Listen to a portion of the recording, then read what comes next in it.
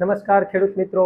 ખેડૂત પંચ યુટ્યુબ ચેનલમાં આપ બધા જ ખેડૂત મિત્રોનું ફરી એક વખત હાર્દિક સ્વાગત કરું છું।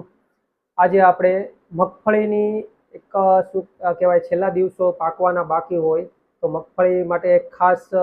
મારે તમને સલાહ આપવી છે કે મગફળીમાં કઈ રીતે તમારે ઉત્પાદન વધારવું। મગફળીમાં જે ખેડૂતને જનરલ પ્રશ્ન એ રહેતો હોય છે કે મગફળીમાં પાકવા ટાઈમે જે કાચા દોડવા રહી જતા હોય જેથી કરીને આપણે ઉત્પાદન ઘટતું હોય છે, તો એ ઉત્પાદન આપણે કઈ રીતે વધારી શકાય અને જે જીજીડા રહેતા હોય છે એ કઈ રીતે દોડવામાં ઝડપથી કન્વર્ટ થાય એટલે મતલબ ફેરવી શકાય, એના માટે આપણે એક છેલ્લો ડોઝ અવશ્યથી બધા જ ખેડૂત મિત્રોને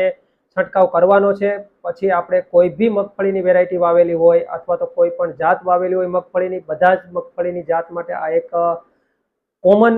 દવાનો ડોઝ છે, જે આમ તો દવા ના કહી શકાય પરંતુ મગફળીમાં દાણાની સાઇઝ ભરવા માટે, મગફળીના ડોડવા મોટા કરવા માટે, કલરમાં લાવવા માટે કે જે આપણે 0050 વોટર સોલ્યુબલ ગ્રેડ કહેવાય છે કે 0050 જેમાં પોટાશ હોય છે તેમજ જીબ્રેલિક એસિડ 40% એ બેનો અવશ્યથી વીઘે 4 પંપ લેખે આપણે બધા જ ખેડૂત મિત્રોએ સ્પ્રે મારવાનો છે, જેમાં મિનિમમ 15 થી 17 દિવસ મગફળીને ખેંચવાના બાકી હોય ત્યારે જ આ ડોઝ કરવો, એનાથી વધારે દિવસ બાકી હોય તો ના કરવો, અથવા તો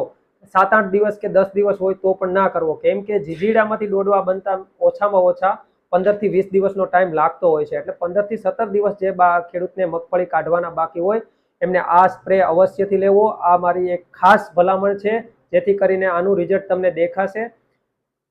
આભાર ખેડૂત મિત્રો, આપ બધા જ ખેડૂત મિત્રોનો ખૂબ ખૂબ આભાર। આપણી ચેનલને લાઈક,